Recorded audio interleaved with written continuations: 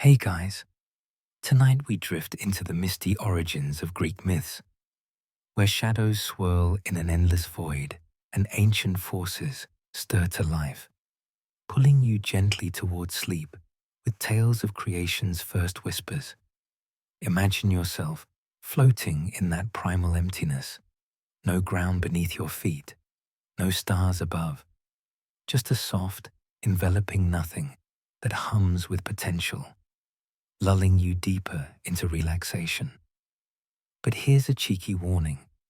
You probably won't survive this cosmic birth without nodding off midway, as these stories are designed to ease your mind into dreams. So before you get comfortable, take a moment to like the video and subscribe, but only if you genuinely enjoy what I do here. And drop a comment with where you're listening from and what time it is. It's oddly soothing to picture a global web of sleepy listeners sharing the same ancient echoes. Now, dim the lights, maybe turn on a fan for that soft background hum, and let's ease into tonight's journey together. You find yourself adrift in a boundless expanse where silence reigns supreme and the very idea of existence feels like a distant dream. This is the realm of chaos, not the chaotic mess of a busy day, but a profound, all-encompassing void, empty yet brimming with unspoken possibilities. It's like that moment just before sleep, when thoughts dissolve into nothingness, inviting the unknown to emerge. In this primordial hush, no light pierces the dark, no waves crash against unseen shores. It's a canvas waiting for the first stroke of creation's brush. Slowly, as if responding to an invisible call, forms begin to coalesce from the depths. First among them is Gaia, the earth herself, rising like a steady breath from the abyss. Broad and unyielding, she embodies stability, a foundational presence that grounds everything to come. You can almost feel her solid form beneath you, cool soil and ancient rock, providing the base for all life. Following her is Tartarus, a yawning chasm below, more a feeling of endless descent than a tangible place. Think of it as the subconscious underbelly where forgotten things linger. Then comes Eros, not the chubby, arrow-slinging Cupid of Valentine's cards, but a raw, magnetic force that binds elements together, sparking motion in the stillness. It's quirky to note that in some lesser-known myths, Eros was sometimes depicted as a protogenos, a firstborn entity, older than love itself, perhaps even hatching from a cosmic egg. Historians still argue whether this egg motif symbolizes unity or just an early fascination with paltry origins. With these awakenings, the void transforms. Darkness yields to Erebus, the shadowy essence, and Nyx, the night, who cloaks the emerging world in velvet mystery. From Nyx springs day, Hemera, and ether, the bright upper air, creating a balance of light and shadow that dances like fireflies in your mind's eye. Mainstream accounts from Hesiod's Theogony highlight this as the genesis of duality, where opposites define existence, a fact echoed in archaeological finds of ancient vases depicting these forces as intertwined figures. But Gaia doesn't stop there. She births Uranus, the sky, who stretches above her like a starry dome, his vastness both protective and imposing. Their union is the spark that ignites the divine lineage. Together, they produce the Titans, 12 colossal beings of immense power. Picture Oceanus, encircling the world with flowing waters, a natural barrier that's both nurturing and confining. Hyperion bears the sun's chariot across the heavens, his light piercing the dawn in a daily ritual. Thea represents divine order, while Mnemosyne holds the threads of memory, ensuring tales like this endure through time. Yet, as families often do, harmony frays. Uranus, uneasy with his offspring's raw might, perhaps they remind him too much of his own untamed origins, thrusts them back into Gaia's depths. It's a brutal act, confining them within their mother's womb, a quirky detail that blends cosmology with early notions of family dysfunction. Gaia, burdened and enraged, crafts a sickle from unyielding stone, her resolve as sharp as the blade. She whispers her plea to her imprisoned children, but fear silences all except Cronus, the youngest, whose cunning eyes gleam in the dark. He grasps the weapon, waiting patiently for Uranus to descend once more. In a flash of violence, Cronus strikes, severing his father's essence and casting it into the foaming sea. From the blood spring, the Erinyes, vengeful furies, the giants, towering behemoths, and the Meliae, ash tree nymphs. A mainstream fact is that this castration myth parallels similar motifs in Hittite and Babylonian lore, suggesting cultural exchanges across ancient civilizations. From the sea's churn rises Aphrodite, born fully formed amid the waves, her beauty a stark contrast to the brutality that birthed her. She steps ashore on Cyprus, flowers blooming in her wake, embodying desire's unexpected grace. Historians still argue whether her origin from Uranus's severed parts symbolizes purity, detached from earthly unions, or a quirky nod to fertility rites involving sea foam. With Uranus dethroned, Cronus ascends, freeing his siblings and ushering in the Golden Age, a time of abundance where mortals live without toil, the earth yielding fruit freely. Yet prophecies loom. Uranus's dying curse foretells Cronus's overthrow by his own child. Paranoia grips him, twisting the once liberator into a tyrant. He weds Rhea, his sister, in a union that's oddly normalized in divine circles. Think of it as keeping power in the family, though modern sensibilities might raise an eyebrow. But as children arrive, Hestia, Demeter, Hera, Hades, Poseidon, Cronus swallows them whole, entombing them in his belly to defy fate. It's a grotesque cycle, echoing his own imprisonment, with a quirky twist. In some variants, he mistakes a stone for Zeus, wrapped in swaddling, highlighting divine gullibility. Rhea, heartbroken after 5 losses, hides baby Zeus on Crete, nursed by nymphs and a goat whose milk flows like ambrosia.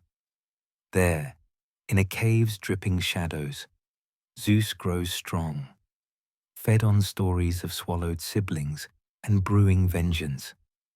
You sense the tension building, like a storm gathering force, as the young god prepares to challenge the old order. This era sets the stage for epic conflicts, where creation's beauty masks underlying strife. As you sink deeper into these whispers of antiquity, let the void's calm envelop you, carrying you toward dreams where gods and mortals blur. You stand now on the vast expanse of Gaia, her earthy embrace solid beneath your feet, as the starry canopy of Uranus arches overhead, twinkling with a promise of eternity. Their union, a cosmic dance of earth and sky, births the first divine family. But like any family gathering, It's only a matter of time before someone spikes the nectar. Gaia and Uranus bring forth the Titans, 12 towering figures whose power shapes the world's earliest contours. Oceanus weaves rivers that encircle the earth, a shimmering belt of water that hums softly in the night. Hyperion, radiant and relentless, drags the sun across the heavens. His chariots glow, warming your face as you imagine it. Thea, with her quiet authority, upholds divine law, while Mnemosyne, memory's keeper, ensures these tales linger in your drowsy mind. This celestial brood is no quaint family portrait. The Titans are raw, elemental forces. Think less happy siblings and more cosmic powerhouses ready to rumble. A mainstream fact from Hesiod's works confirms their 12 names, etched into ancient texts and pottery, grounding Greek mythology in a structured lineage. But here's a quirky tidbit. Some obscure sources claim the Titans had their own proto-Olympic games, hurling boulders instead of javelins, a playful nod to their earth-shaking might. Historians still argue whether these games were symbolic rituals or just poetic flair to humanize their colossal nature. Gaia delights in her children, but Uranus, the sky himself, grows uneasy. Maybe it's their sheer size, or perhaps he's just not cut out for diaper duty across the cosmos. In a move that's equal parts cruel and claustrophobic, he shoves the Titans back into Gaia's depths, imprisoning them within her earthen womb. You can almost feel the ground tremble with her anguish, a mother forced to hold her children captive. It's a primal betrayal, setting the stage for a family feud that makes your last Thanksgiving look like a picnic. Gaia, her patience worn thin as a worn-out sandal, plots rebellion. From her rocky core, she forges a sickle, sharp, unyielding, and frankly, a bit over the top for a family dispute. She calls to her buried children, her voice a whisper through the earth's cracks, begging for one to rise against their father. Silence answers, thick and heavy, until Cronus, the youngest Titan, steps forward. His eyes gleam with a cunning that could outwit a fox, and you sense the danger in his steady grip on that stone blade. It's like watching someone pick up a kitchen knife with a little too much enthusiasm. Cronus waits in the shadows, patient as a cat stalking moonlight. When Uranus descends to embrace Gaia, blanketing the earth with his starry form, Cronus strikes. With one swift, brutal swing, he severs his father's essence, casting it into the sea's frothy depths. The act is shocking, yet oddly poetic, violence birthing creation. From the blood-soaking Gaia's soil spring, the Erinyes, fierce furies with snakes for hair, ready to haunt wrongdoers. Giants emerge too, towering and wild, alongside the Meliae, nymphs tied to ash trees, a quirky detail suggesting even trees had divine PR teams in ancient myths. The sea, meanwhile, churns with something unexpected. From its foam rises Aphrodite, goddess of love, stepping forth like a vision on a Cypriot shore. Her beauty is dazzling, flowers blooming where she treads, as if the world itself can't help but blush. A mainstream fact ties her birth to this violent act, recorded in epic poems, but historians still debate whether her sea foam origin reflects a fertility cult or just a poetic metaphor for desire's unpredictable spark. Either way, she's the ultimate plot twist, proof that even a cosmic crime scene can produce a supermodel. With Uranus dethroned, Cronus claims the cosmos, freeing his siblings from their earthy prison. The Golden Age dawns, a time when mortals, newly formed, perhaps from clay or divine whim, live without labor, their fields yielding endless harvests. You picture them lounging under olive trees, no bills to pay, no Wi-Fi to fix, just pure, unfiltered ease. It's the kind of world you'd love to nap in. But Cronus isn't one for relaxing. That lingering curse from Uranus, whispered with his fading breath, warns that Cronus too will fall to his own child. This prophecy gnaws at him, a splinter in his divine ego. To outsmart fate, he marries Rhea, his sister, because apparently divine dating apps only matched siblings back then. Their union is fruitful, but Cronus, haunted by his own patricide, decides to play it safe in the most unhinged way possible. As Rhea bears children, Hestia, Demeter, Hera, Hades, Poseidon, he swallows them whole, each one trapped in his belly's dark abyss. It's a grim family tradition, like passing down a cursed heirloom, only it's babies instead of a creepy locket. Rhea, a mother pushed to her breaking point, feels the weight of loss with each swallowed child. You can almost hear her silent screams, her heart fracturing as she cradles empty swaddling cloths. But she's no passive figure. She's plotting, her mind as sharp as that sickle Cronus once wielded. When her sixth child, Zeus, is born, she hides him in a Cretan cave, far from her husband's ravenous gaze. She wraps a stone in cloth, presenting it to Cronus, who, let's be honest, probably should have checked the nutrition label before gulping it down. Zeus grows in secret, raised by nymphs and a divine goat named Amalthea, whose milk is basically the ancient equivalent of a protein shake. The cave's damp walls echo with stories of his lost siblings, fueling a fire in his young heart. You sense his resolve hardening, like a storm cloud gathering weight. This isn't just a family spat anymore. It's the prelude to a war that will shake the heavens. As you drift through this tale, the Golden Age's warmth fades, replaced by the chill of betrayal and ambition. Cronus's rule, once a beacon of order, now teeters on the edge of collapse. You feel the world holding its breath, waiting for the spark that will ignite the next chapter of divine upheaval. Let the soft hum of these ancient echoes carry you closer to sleep, where gods and mortals blur into dreams. You sense the tension coiling tighter in the divine family, like a spring wound too far, as Uranus's unease with his Titan children boils over into outright tyranny. The sky god, once a protective vault, now looms oppressively, shoving his offspring back into Gaia's depths with a force that shakes the earth. It's as if he's trying to undo creation itself, stuffing the genie back into the bottle.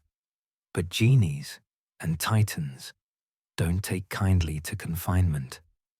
Gaia, her body a prison for her own flesh and blood, endures the agony in silence at first, but resentment festers like a hidden wound.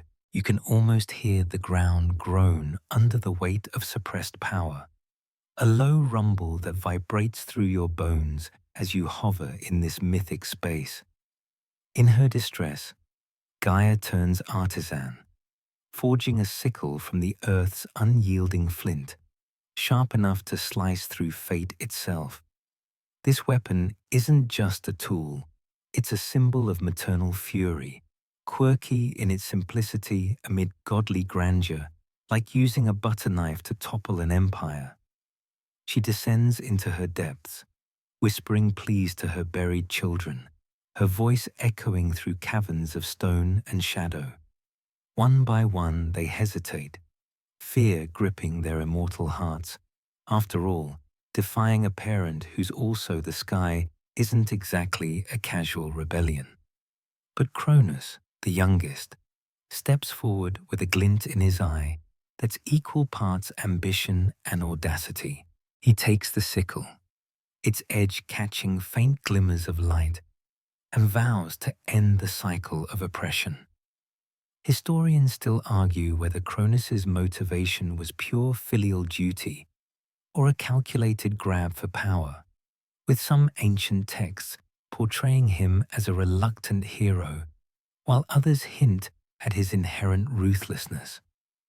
A mainstream fact from the Theogony underscores this act as the pivotal shift from primordial chaos to structured divine rule, influencing countless later myths across cultures.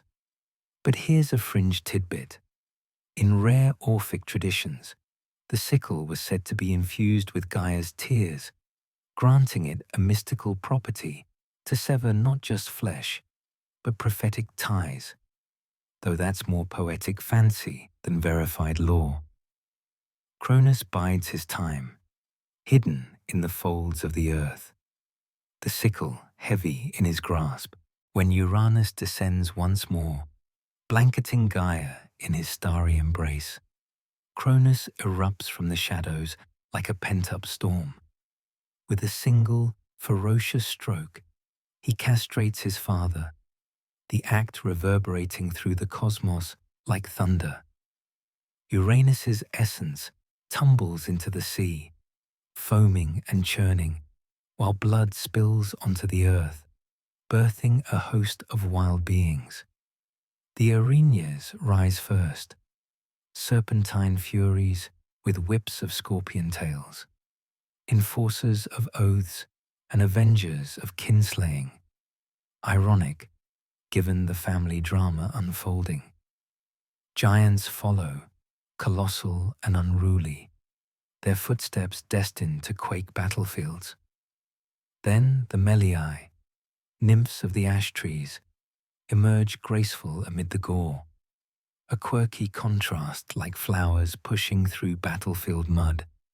The sea, meanwhile, transforms the fallen remnants into something ethereal. Aphrodite coalesces from the foam, rising nude and radiant on a scallop shell, her presence a balm to the violence. Winds carry her to shore, where she steps lightly, inspiring desire in all who behold her. You imagine the waves whispering her name, a soft lullaby amid the chaos. This birth marks love's entry into the world, untethered from traditional unions, and it's said she brought with her the season's cycle, spring's bloom mirroring her arrival.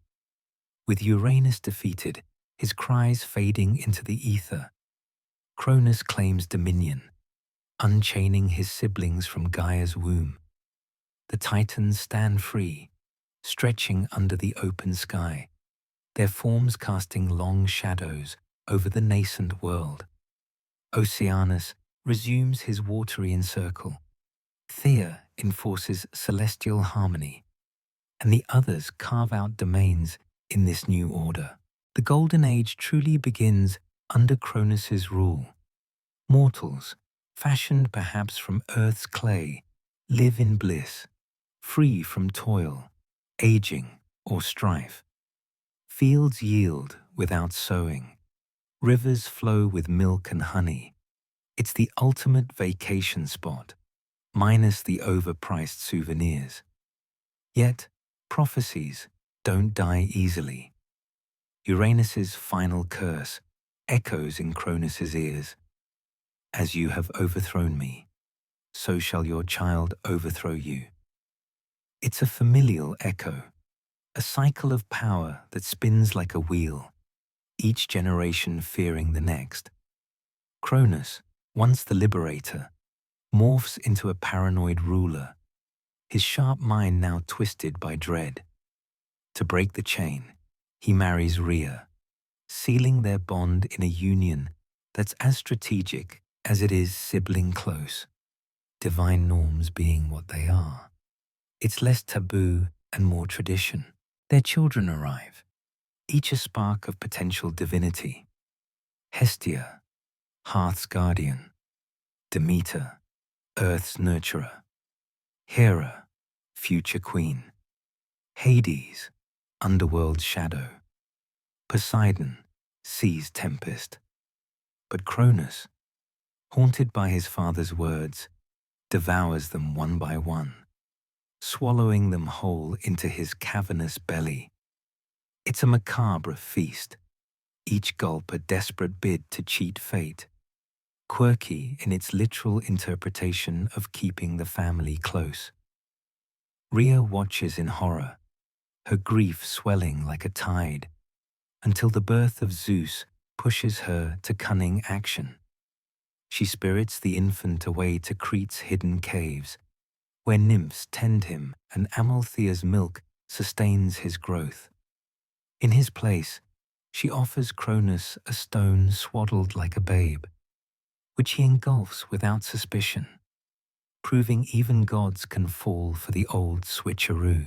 Zeus matures in secrecy, his body hardening like forged bronze, his mind sharpening on tales of swallowed kin. You feel the build-up, a quiet intensity as he absorbs the world's injustices, preparing to unleash a reckoning.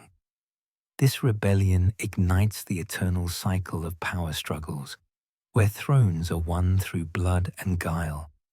Cronus's golden age, once idyllic, now feels fragile, a veneer over brewing storms.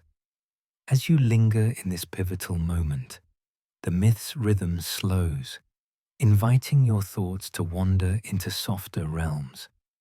The overthrow isn't just a clash of titans, it's a reminder that even in divinity, change comes with pain and renewal. Let the echoes of that sickle's swing fade into a gentle hush, carrying you toward the next unfolding. Cronus's rule, though prosperous, carries the seeds of its own undoing. Mortals thrive below, unaware of the heavenly tensions, but you sense the divine undercurrents shifting. Rhea's deception plants hope in Zeus's cave, where he learns strategy from whispering winds and nymphs' lore.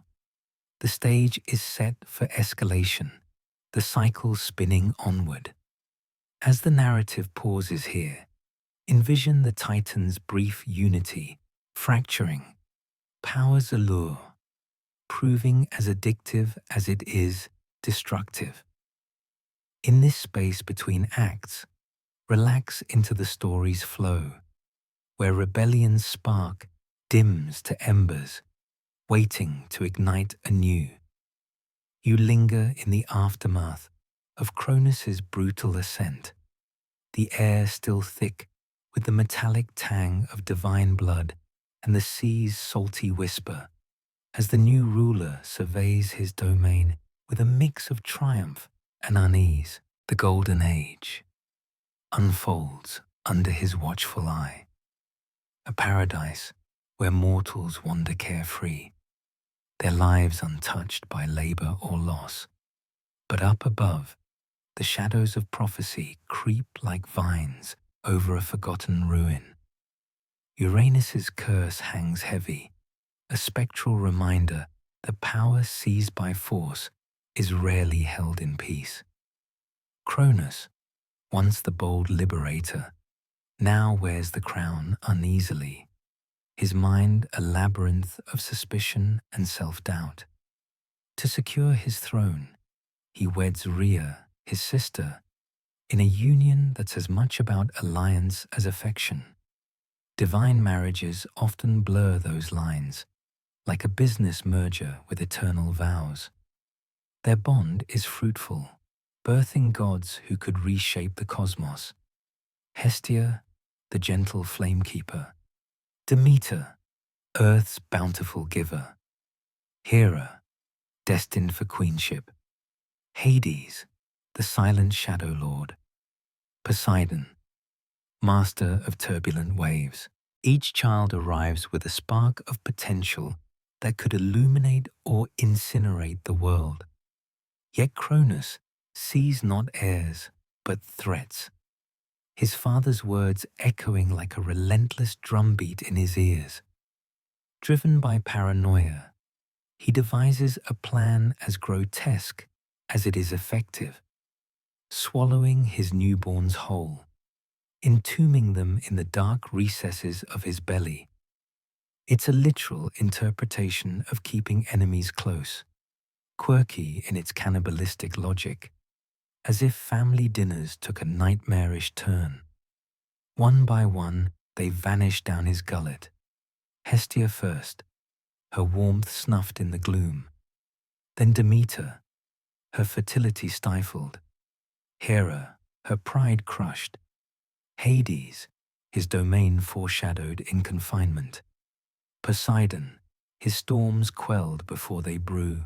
You can picture the horror on Rhea's face, her cries muffled by the weight of inevitability, as Cronus gulps without remorse, his throat bulging like a serpent devouring prey. This act isn't mere cruelty.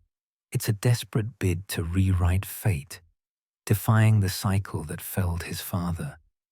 A mainstream fact from ancient sources like Apollodorus's library details this infanticide as central to the mythic structure, influencing Roman adaptations where Saturn, Cronus's counterpart, is depicted with a scythe, symbolizing both harvest and doom. But here's a fringe tidbit. In some esoteric Gnostic texts, Cronus's devouring is allegorized as consuming time itself, with his children representing hours or seasons trapped in eternal recurrence, a wild interpretation that adds a philosophical layer to the gore. Historians still argue whether this motif reflects patriarchal fears of succession or deeper astronomical symbols tied to planetary movements. Rhea endures 5 such losses, her grief compounding like storm clouds over the sea, until it transforms into resolve.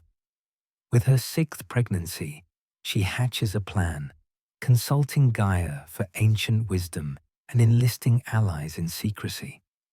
When Zeus is born, amid the wilds of Crete, Rhea swaddles a stone in cloth, mimicking a babe's form, and presents it to Cronus. He swallows it eagerly, too blinded by fear to notice the deception, proving even titans can be fooled by a rock-solid ruse. The real infant is spirited away to a mountain cave, where nymphs tend him and the goat Amalthea provides milk that's practically ambrosial. Her horn later becoming the cornucopia of endless plenty. In that secluded grotto, Zeus grows, his body forging strength from the earth's hidden vigor, his mind sharpening on tales of his siblings' fate. The cave's walls drip with moisture, a constant rhythm like a heartbeat counting down to revolution. While outside, Curetes, warrior youths, clash shields to drown his cries. A quirky detail suggesting early noise cancellation tech via bronze percussion. You feel the isolation shaping him, turning vulnerability into vengeance, as he learns the arts of strategy from whispering winds and watchful stars. Meanwhile, Cronus rules unchallenged, but his golden age feels hollow, tainted by the echoes of swallowed cries. Mortals below thrive in ignorance, their world a utopia of perpetual spring, free from sickness or strife. Rivers run with nectar, trees bear fruit year-round, and peace reigns like a gentle fog. Yet up high, the Titan's court buzzes with unease. His siblings sense the shift, their loyalty fraying at the edges. Rhea, playing the dutiful wife, harbors her secret, her eyes gleaming with quiet defiance whenever Cronus boasts of outwitting destiny. As Zeus matures, hidden from prying eyes, he absorbs the world's rhythms, the crash of waves foreshadowing Poseidon's power, the earth's bounty echoing Demeter's touch. Nymphs teach him lore of herbs and stars, while Amalthea's nurturing instills resilience. You imagine him staring at the cave's mouth, envisioning the day he'll emerge, thunder in his veins. This period of secrecy is crucial, a mainstream element in heroic myths where exile breeds strength, seen in parallels, like King Arthur's hidden youth. But fate's threads weave onward.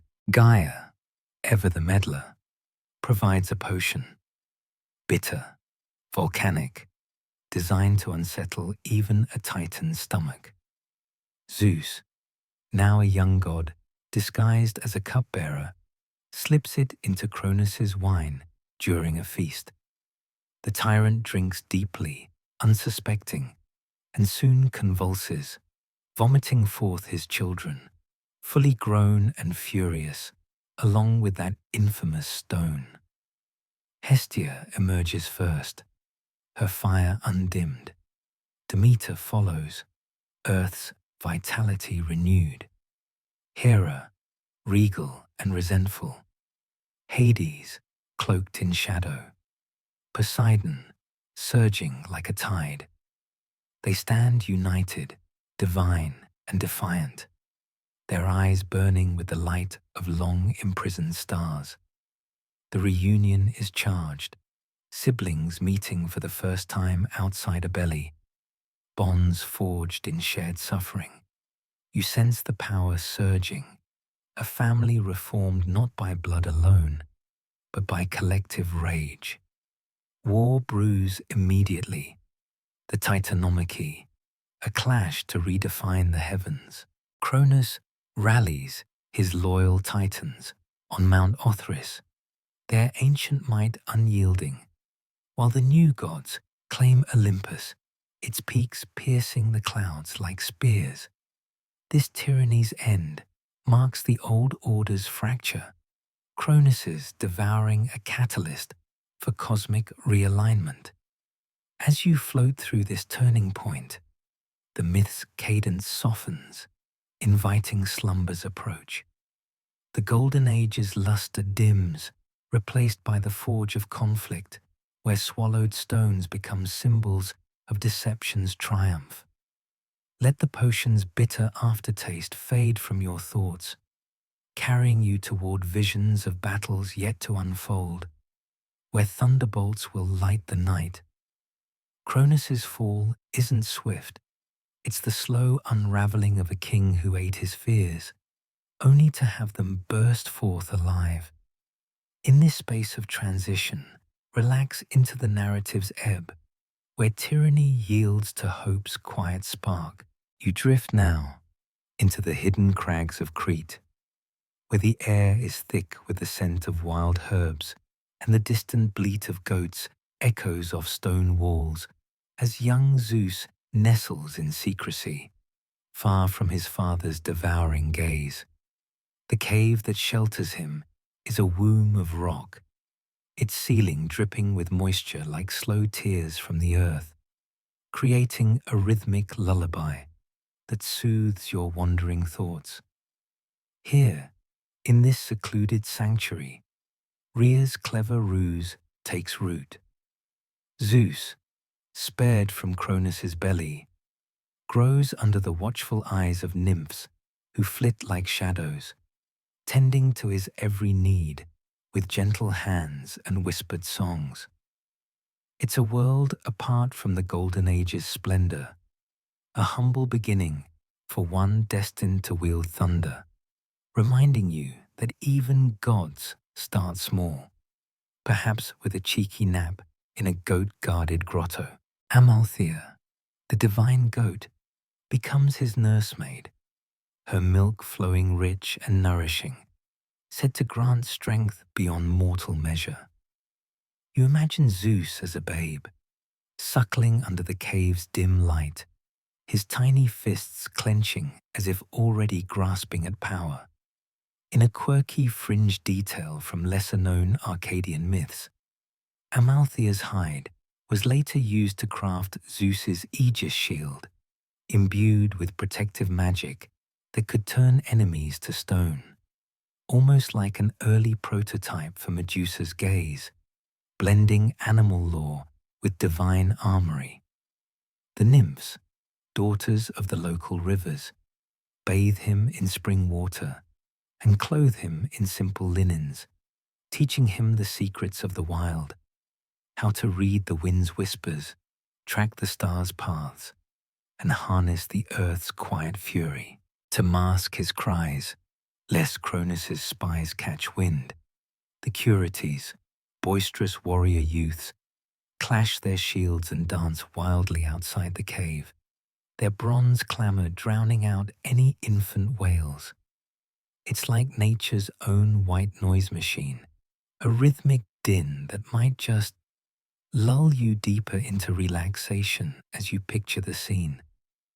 This protective racket isn't just practical, it's steeped in ritual, echoing ancient dances meant to invoke fertility and ward off evil, a mainstream fact preserved in Hellenistic artifacts showing similar shield-clashing ceremonies dedicated to youthful gods.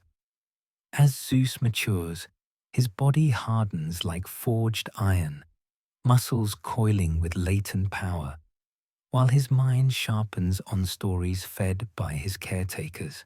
The nymphs recount the tale of his siblings' imprisonment, painting vivid pictures of Hestia's quenched fire, Demeter's stifled growth, Hera's bound pride, Hades' shadowed potential, and Poseidon's quelled waves. You feel the anger building in him, a slow burn like embers under ash, fueling a resolve that's as unyielding as the cave's stone. He learns strategy from the island's rugged terrain, scaling cliffs to build endurance, hiding in thickets to master stealth, and listening to the sea's roar as if it were Poseidon's voice calling from afar. Gaia, his grandmother, visits in dreams, her earthy presence a comforting weight, guiding him with visions of the cosmos's balance. She reveals the prophecy's full weight, urging him to unite against Cronus's tyranny. Historians still argue whether this upbringing symbolizes a rite of passage in Indo-European myths, where hidden youths emerge as saviors, or if it reflects Cretan cultural influences, with the island's bull cults tying into later Minotaur legends. Either way, it's a period of quiet preparation, where Zeus transforms from vulnerable infant to vengeful strategist, his eyes gleaming with the storm's promise. Meanwhile, back in the halls of power, Cronus reigns with an iron fist disguised as golden prosperity. The Titans defer to him, but whispers of discontent ripple through their ranks. Some recall Uranus's fall too vividly, sensing the cycle's inevitable turn. Rhea, playing the loyal consort, masks her hope. Her visits to Crete veiled in secrecy, perhaps under the guise of solitary retreats. She brings Zeus updates, her voice a soft murmur in the cave, stoking his fire without alerting the spies that Cronus deploys across the lands. Zeus's education extends beyond survival. The nymphs teach him the arts of deception, drawing from Gaia's ancient wisdom. He practices shape-shifting in playful ways, becoming a bird to scout the skies or a rock to evade detection, quirky precursors to his later amorous disguises. A fringe tidbit from Phrygian lore suggests he once turned into a bee to sip nectar from forbidden flowers, symbolizing his thirst for hidden knowledge. By adolescence, he's a force contained, his laughter echoing like distant thunder, his steps causing minor quakes that the Titans dismiss as Gaia's unrest. The cave becomes a forge for his spirit, isolation breeding introspection. You envision him staring at the stars through a narrow opening, mapping constellations that mirror his family's fates. Orion's belt for strength, Cassiopeia's throne for ambition, Amalthea's horn, broken in a moment of exuberant play, spills endless bounty, teaching him abundance's value and foreshadowing the cornucopia's mythic role. This nurturing phase, though hidden, sows seeds of loyalty. The nymphs and Curetes become his first allies, their devotion a foundation for the Olympian court. As years pass, gods age swiftly in myths. Zeus reaches maturity, his form towering, his gaze electric. He knows the time approaches. Dreams of his siblings' pleas haunt him, urging action. Gaia provides the key, a potion, ancient and potent, brewed from herbs that twist the gut and expel the unwanted. Zeus, with Rhea's aid, infiltrates Cronus's court as a humble servant, his identity cloaked by illusion. The tyrant, ever indulgent, accepts the laced wine, its bitterness masked by honeyed deceit. The regurgitation is cataclysmic. Cronus heaves, his body convulsing as gods emerge fully grown. Hestia, warm and steadfast. Demeter, verdant and wise. Hera, proud and unbowed. Hades, enigmatic and deep. Poseidon, wild and forceful. They gasp the free air, bonds of imprisonment forging unbreakable unity. Zeus stands among them, the liberator, his secret upbringing culminating in this explosive family reunion. Laughter mixes with rage, the stone tumbling out last like a punchline to a cosmic joke. This moment shatters Cronus's illusion of control, the golden age cracking under revenge's weight. You feel the shift, power tilting toward the new generation, as siblings clasp hands, vowing to end the old regime. The cave's lessons echo in Zeus's commands, his voice steady, eyes alight with purpose. War looms, but for now, reunion's joy tempers the storm. As you sink into this pivotal reveal, the myth's pulse quickens, then slows, inviting dreams where hidden caves hold secrets of your own. Zeus's plotting, born in shadows, lights the path to upheaval, a reminder that revenge simmers longest in seclusion. Let the cave's drip fade to silence, carrying you toward battles where thunder will roar and fates collide. The siblings' first council under Olympus's shadow plans the assault. Zeus's upbringing proving its worth in every calculated move. In this interlude, relax as the narrative breathes, tyranny's grip loosening, hope's flame kindling anew. You emerge from the cave's shadowed embrace, the scent of damp earth and wild time lingering as Zeus steps into the light of his destiny. His form now a beacon of restrained power amid Crete's rugged peaks. The years of secrecy have honed him into a force of nature, his muscles taut like storm clouds ready to burst, his eyes flashing with the clarity of one who has stared into fate's abyss. No longer the hidden infant, he moves with purpose, guided by Gaia's ancient counsel and Rhea's furtive visits. The nymphs bid him farewell with tears that sparkle like dew, while Amalthea's final bleat echoes a blessing, her horn left behind as a symbol of abundance to come. Zeus descends the mountain, his steps measured, the wind whispering encouragements, as if the very air anticipates the upheaval ahead. Disguised as a humble cupbearer, his divine aura masked by illusion, he infiltrates Cronus's opulent court on Mount Othrys. The halls gleam with golden light, titans lounging in splendor, their laughter booming like distant thunder. Oceanus's waters flow in crystalline fountains. Hyperion's sunbeams dance on polished stone. But beneath the facade, tension simmers. Cronus sits enthroned, his sickle at hand, eyes darting suspiciously at shadows that hold no threat. Zeus serves wine with bowed head, his heart pounding not with fear, but anticipation, as he observes the tyrant's routines, noting the guards' laxity and the court's indulgent feasts.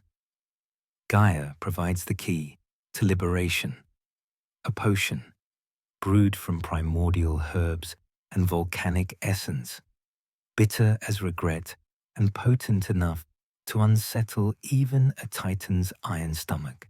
It's a quirky concoction, said in some obscure Mycenaean fragments to include drops from the river Lethe for forgetfulness and Styx waters for binding oaths, though that's more folklore than fact, adding a mystical flair to the practical purge. Zeus slips it into Cronus's goblet during a lavish banquet, the wine's sweetness hiding the brew's acrid bite. Cronus drinks deeply, toasting his eternal rule, oblivious to the servant's faint smile. The reaction is swift and volcanic. Cronus clutches his abdomen, his face contorting in agony as a guttural roar escapes his lips. The court falls silent, titans rising in alarm. But it's too late. The purge begins. First emerges Hestia, fully grown and radiant, her presence warming the air like a hearth's glow, her eyes wide with the shock of freedom after endless darkness. Demeter follows, verdant and earthy, flowers sprouting at her feet as if celebrating her release. Hera steps forth next, regal and fierce, her gaze already sharpening with thoughts of queenship and retribution. Hades materializes in shadows, his form cloaked in quiet intensity, the underworld's chill clinging to him like mist. Poseidon surges out last, waves crashing in his wake, his trident hand itching for the seas he was born to command. And tumbling amid them, the stone, that deceptive bundle Rhea had swaddled, clattering to the floor like a cosmic punchline. The siblings stand united for the first time, divine essence crackling around them, their imprisonment forging bonds stronger than any chain. You feel the electric charge in the air, a family reborn not in joy, but in shared fury, their voices rising in a chorus of defiance. Cronus staggers back, horror dawning as he realizes the prophecy's bite. His children, alive and vengeful, stare him down with eyes mirroring his own ambition.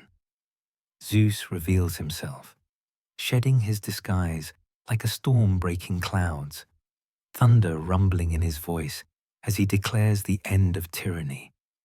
The court erupts into chaos. Loyal titans rally to Cronus, their ancient powers flaring, while others hesitate, sensing the winds of change. But the new gods waste no time. Hestia's warmth bolsters their resolve. Demeter's earth grounding steadies them. Hera's pride fuels their charge. Hades's shadows conceal their movements, and Poseidon's waves crash against foes. It's a skirmish that spills from the hall, the first sparks of war igniting the heavens.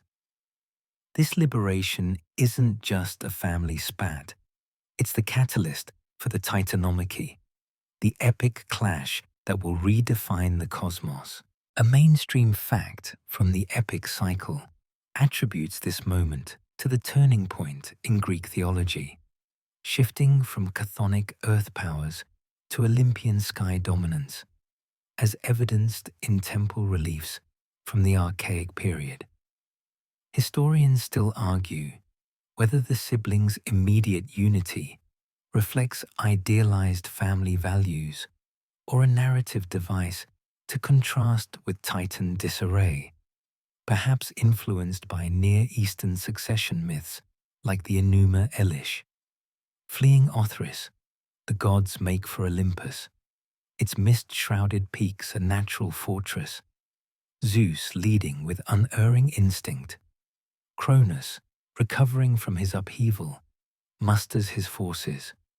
Oceanus's floods, Hyperion's blinding light, Creus's unyielding strength, preparing for all-out war. The siblings, though fewer, burn with righteous anger, their imprisonment a forge that tempered them unbreakable. Zeus assigns roles: Poseidon to command seas, Hades to scout shadows, Hera to rally allies, Demeter to sustain them with earth's bounty, Hestia to guard their hearth. But they need more than unity. They need weapons. Zeus descends into Tartarus's abyss, where light fears to tread and echoes die unborn. There, chained by Uranus's ancient decree, dwell the Cyclopes and Hecatoncheires, forgotten kin, monstrous yet mighty. The Cyclopes, one-eyed smiths of legend, forge ingratitude. For Zeus, a thunderbolt that cracks mountains. For Poseidon, a trident to shake oceans. For Hades, a helm of invisibility woven from night's fabric. Quirky fact: in some vase paintings, the Cyclopes are depicted with multiple eyes in early drafts, an artistic evolution that highlights shifting mythic visuals. The Hecatoncheires, hundred-handed giants like Briareus, pledge their arms, literally, to the cause, their 50 heads nodding in eerie unison. Freed, they become guardians, their strength a tidal wave against Titan forces. This alliance tips the scales, turning underdogs into contenders. You sense the momentum building, Olympus fortifying as scouts report Titan movements. The war ignites with skirmishes. Poseidon floods Titan camps. Hades sows fear unseen. Zeus's bolts light the skies like fireworks gone wrong. Cronus counters fiercely, his sickle reaping chaos, but cracks appear in his ranks. Some Titans, like Themis and Prometheus, sense the old order's frailty. Prometheus, ever the forethinker, whispers aid to Zeus, his fire of knowledge a spark for strategy. As battles rage, the world below trembles. Mortals huddle, seasons falter, rivers run red. This liberation sparks a decade of strife, the gods' fury reshaping reality. In this blaze of conflict, let the clashes fade to a distant rumble, inviting your mind to wander into quieter dreams. The siblings' freedom, hard-won and fiery, sets the stage for epic war, where thunderbolts will decide the fates. Olympus becomes a war room, plans etched in starlight as the epic unfolds. Relax in this ignition point, where swallowed gods breathe free, tyranny's end beginning anew. You ascend now to the mist-shrouded heights of Olympus, where the air crackles with newfound energy as Zeus and his siblings gather, their forms radiating a raw, untamed divinity, forged in the fires of imprisonment and exile. The peak looms defiant against the horizon, its jagged spires like fingers reaching for the stars, a stark contrast to Mount Othrys, where Cronus rallies his titans in a fortress of ancient stone and unyielding pride. The world below holds its breath, mortals sensing the shift in the winds. Crops wither unexpectedly, seas churn without cause, as the divine schism erupts into full-blown war. This isn't a tidy skirmish, it's the Titanomachy, a decade-long cataclysm that rends the fabric of reality, mountains crumbling like stale bread under the weight of godly fury. Cronus, his face etched with the lines of paranoia turned to rage, summons his brethren. Oceanus unleashes torrents that flood valleys. Hyperion blinds foes with solar flares. Creus anchors defenses with immovable resolve. The Titans are primordial, might incarnate. Their attacks elemental and overwhelming. Earthquakes split the ground. Hurricanes lash the skies, as if the cosmos itself rebels against change. You feel the ground tremble beneath you, a low vibration that mirrors the heartbeat of a world in flux. As battles rage from dawn to dusk, neither side yielding an inch in those early years. Zeus, ever the strategist schooled in cave shadows, directs his siblings with precision. Hestia tends the sacred fires that bolster morale, her warmth a quiet anchor amid chaos. Demeter ensures the earth provides sustenance, her fields yielding just enough to fuel the fight. Hera, sharp-tongued and unyielding, rallies wavering allies with promises of a new order. Hades prowls unseen, sowing discord in Titan ranks with whispers that erode loyalty. Poseidon commands the seas to crash against Othrys's base, waves eroding foundations like persistent doubts. But the Olympians are outnumbered, their youth and spite clashing against the Titans' age-old dominance. Spite, as history shows, can carry you far, but raw power often laughs last.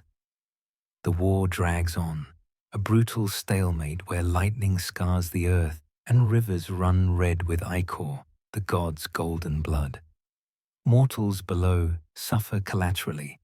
Seasons falter, leading to famines that whisper of divine indifference, a mainstream fact reflected in Hesiod's accounts, where the Titanomachy disrupts cosmic harmony, influencing later agricultural myths like Persephone's descent. Skirmishes erupt everywhere.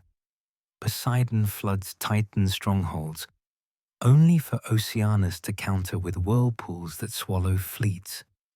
Zeus hurls bolts that shatter peaks, but Hyperion's light deflects them, like mirrors in a funhouse gone wrong. Gaia, weary of the endless strife that scars her surface, intervenes with a dream vision to Zeus, urging him to delve deeper for aid. Descending into Tartarus's abyss, a place where light withers and time stretches thin like pulled taffy, Zeus confronts the primordial horrors imprisoned by Uranus. The Hecatoncheires, 3 brothers each with 50 heads and 100 arms, loom like living storms, their chains groaning under eons of neglect. Beside them, the Cyclopes, one-eyed forgers exiled for their inventive zeal, hammer away in forgotten forges, their single gazes burning with resentment.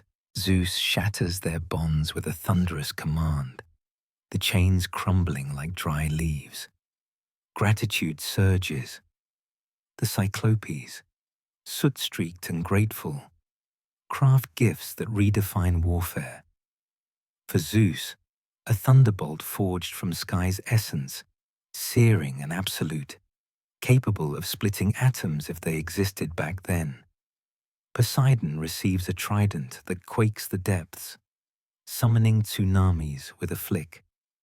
Hades gets a helm of darkness, woven from shadows themselves, granting invisibility that lets him slip through enemy lines like a ghost at a party.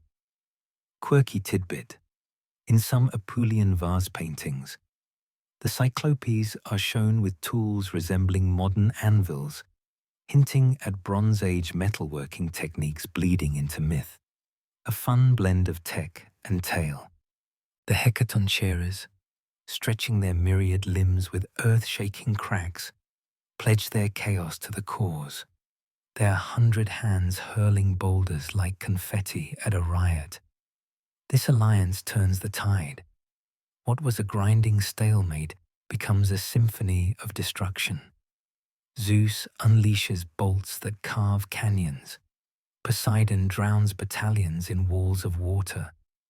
Hades sows terror unseen, whispers unraveling Titan unity. The hecatoncheires barrage Othrys with volleys that pulverize fortifications, their roars drowning out Cronus's commands. Cronus fights fiercely, his sickle gleaming as he reaps through Olympian lines, teeth bared in stormlight. He summons tempests that blot the sun, but the new god's tools prove superior. Zeus's lightning pierces the gloom, striking true. Slowly, inevitably, Titans falter. Some flee like scattered leaves, others kneel in surrender, hoping for mercy in defeat. Prometheus, ever the visionary, defects quietly, his foresight aiding Zeus with intel that turns battles. Themis, law's embodiment, remains neutral, her scales tipping toward justice over kin. The final assault on Othrys is apocalyptic. Mountainsides shear away, skies split with ceaseless thunder, the earth groaning as if birthing anew. Cronus falls last, his sickle clanging uselessly as Zeus's bolt fells him, chains of adamant binding the once king. Most Titans are hurled into Tartarus, guarded by the hecatoncheires' vigilant arms, their prison a poetic reversal. Atlas, the defiant general, receives a unique torment, condemned to bear the sky's weight on his shoulders, not the earth as often misremembered. A quirky punishment that evokes eternal backache. No chiropractor in sight. Historians still argue whether the Titanomachy's 10-year span symbolizes a solar decade or reflects actual Bronze Age conflict durations, drawing parallels to Hittite war epics. This reshaping isn't just victory, it's a cosmic rewrite, old chaos yielding to new order. As the dust settles, the gods survey the wreckage, realms to divide, a world to rebuild. You sense exhaustion mingling with triumph, the war's echoes fading into a hush that invites your own rest. In this climax of clashes, let the battle's roar soften to whispers, carrying you towards slumber's embrace. The divine order realigns, scars marking the path to Olympus's rise, where feasts and follies await. Relax in this resolution's glow, the decade's fury spent, hope dawning like a gentle sunrise.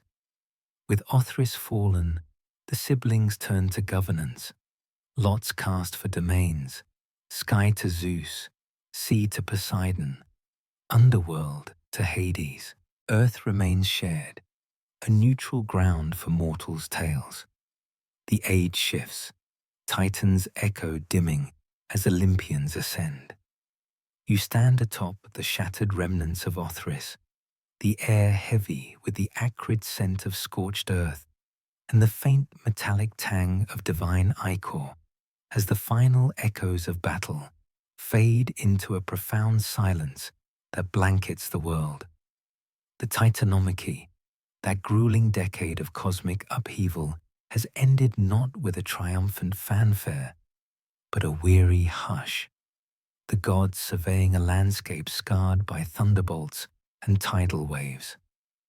Cronus lies bound in chains forged from the stars themselves, his sickle discarded like a broken toy, while his loyal titans, those who survived the onslaught, are herded into Tartarus's yawning void, the hecaton shearers standing sentinel with their 100 arms crossed in eternal vigilance. Atlas, the unyielding general, shoulders the sky's infinite weight at the world's edge, his grunts a perpetual reminder that defiance comes with ergonomic nightmares. The Olympians, battered but unbreakable, gather on Olympus's pristine slopes, the mountain's eternal snows glistening under a sun that seems brighter, freer, without Titan shadows. Zeus, his thunderbolt still warm in his grasp, calls for order amid the wreckage. The siblings, their forms aglow with victory's afterlight, nod in agreement. Realms must be divided, a new cosmos structured from the old's ruins. They cast lots, simple stones drawn from a helm, to apportion the universe fairly, or at least without immediate fisticuffs. Zeus draws the sky, its vast expanse of clouds and stars becoming his domain, where he can hurl bolts and brood over mortal follies. Poseidon claims the seas, their depths and storms a fitting match for his turbulent spirit, complete with underwater palaces of coral and pearl. Quirky fact: in some coastal myths, his trident was said to summon not just waves, but schools of singing fish, a whimsical touch lost in later tellings. Hades, ever the stoic eldest, accepts the underworld without protest, its misty realms of shadow and silence suiting his introspective nature. No fiery hellscapes here, just solemn rivers like the Styx and Lethe, winding through endless twilight, where souls wander in quiet eternity. The earth itself remains neutral ground, shared among all, perhaps because no one wanted the cleanup duty after the war's devastation.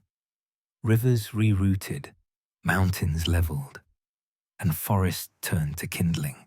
Historians still argue whether this division reflects egalitarian ideals in early Greek society or mirrors Indo-European inheritance customs, where brothers split paternal lands, as seen in comparative linguistics with Vedic myths.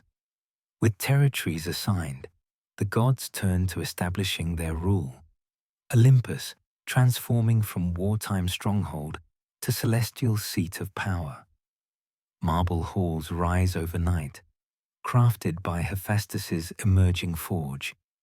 Though he's not yet limping into the pantheon, his handiwork hints at future brilliance. Ambrosia flows in golden cups, nectar sweetens the air, and the peaks echo with feasts that blend revelry and reconciliation. Zeus assumes kingship, his throne a vantage over the world, enforcing law with a thunderous gavel and hospitality that's generous until crossed. He's the arbiter of justice, though his own indiscretions will soon test that title, like a judge who moonlights as the defendant. Poseidon retreats to his aquatic realm, building palaces where dolphins frolic and sea nymphs weave kelp tapestries. He's the earth shaker too, his moods triggering quakes that remind coastal dwellers to pour libations promptly. A mainstream fact from Homeric hymns praises his horse-creating prowess, gifting equines to favored mortals, influencing equestrian cults across Greece.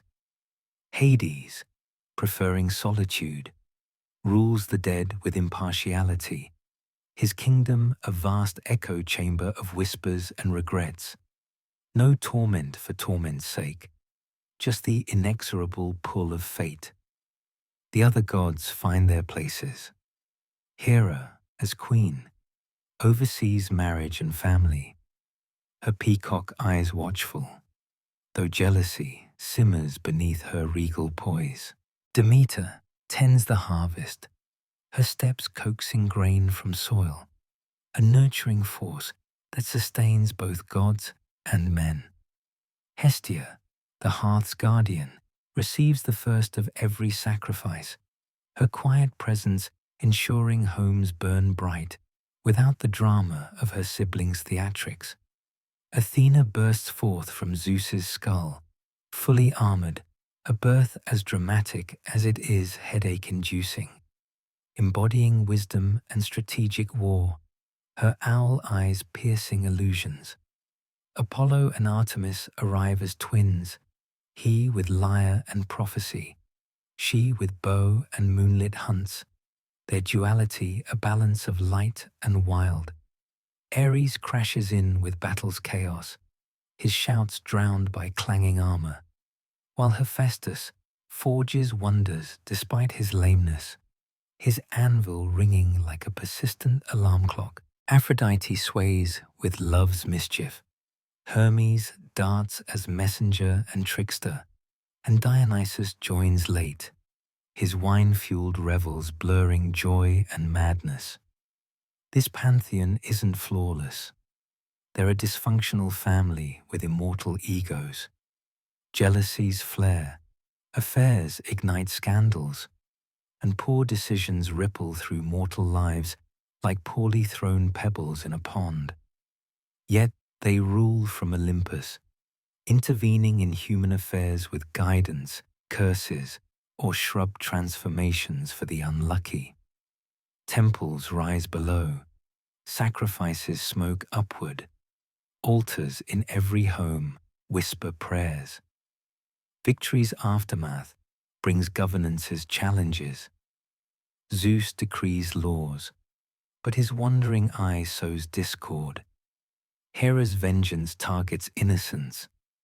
The gods' whims shape weather, wars, and fates. Mortals navigate this, offering wine to Poseidon for safe voyages, grain to Demeter for bountiful yields. The age shifts from Titan rawness to Olympian theatre, where divinity mirrors humanity's flaws, pride, love, wrath, in larger-than-life scale. As you hover in this establishment of rule, the myth's cadence eases, Olympus's feasts fading to a soft glow that warms your drifting mind.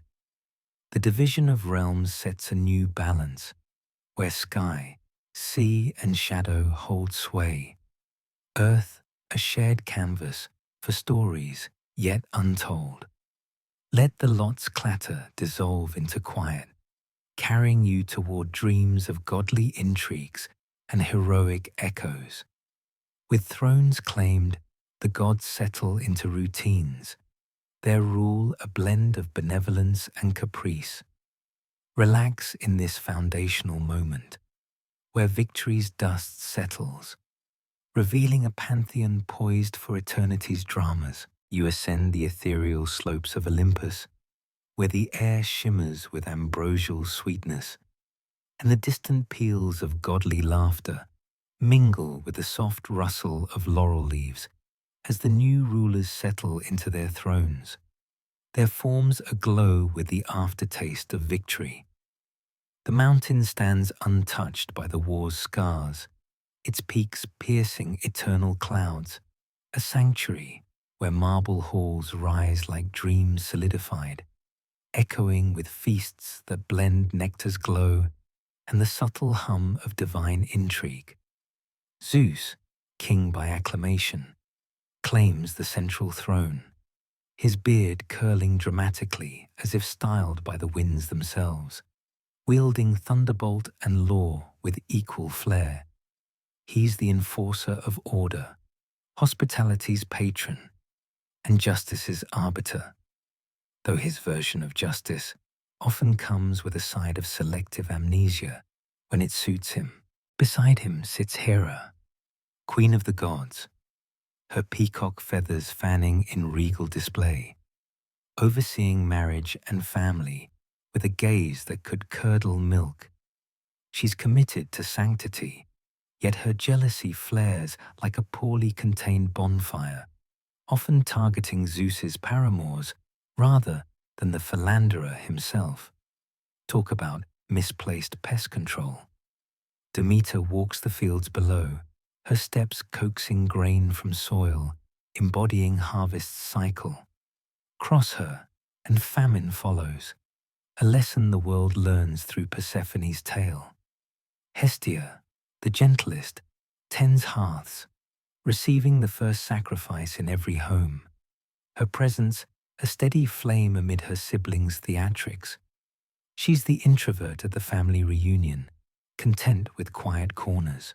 Athena springs forth in a burst of brilliance, born armored from Zeus's split skull after he swallows Metis, wisdom's embodiment.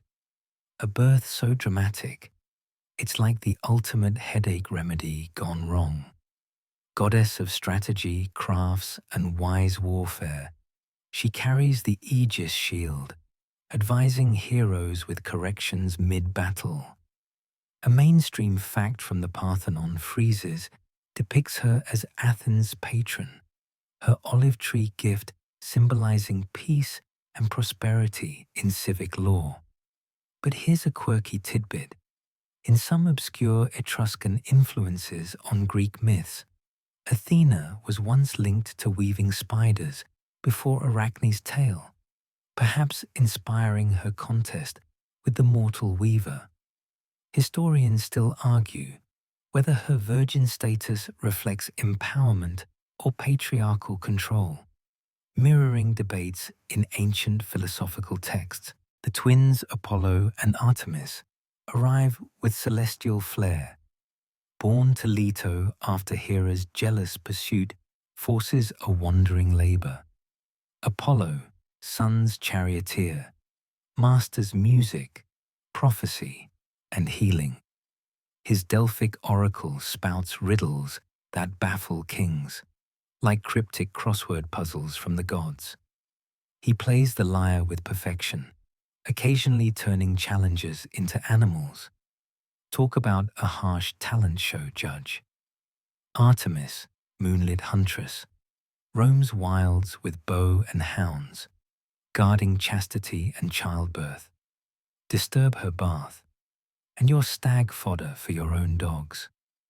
Their duality balances light and shadow, prophecy and instinct, in a sibling bond that's refreshingly non-dysfunctional amid Olympian norms. Ares storms in with battle's raw chaos, blood and rage his domain. Where Athena plans, he tantrums, strong, loud, and often embarrassingly wounded. Even Zeus finds him irritating, like that relative who starts fights at weddings. Hephaestus, fire's lord and forge master, born lame and cast from Olympus by Hera, crafts wonders from pain. Automatons, divine weapons, palaces of ingenuity. Married to Aphrodite in a mismatched union that sparks endless drama, his quiet brilliance shines through, proving beauty emerges from adversity. Aphrodite, sea foam born, rules love and desire with captivating vanity. Her affairs legendary, she bends hearts effortlessly, arrows from Eros ensuring mischief. Hermes, winged sandaled trickster, darts as messenger, patron of thieves and merchants. His caduceus a symbol of clever speech. He's the god who'd talk his way out of a speeding ticket from Zeus himself.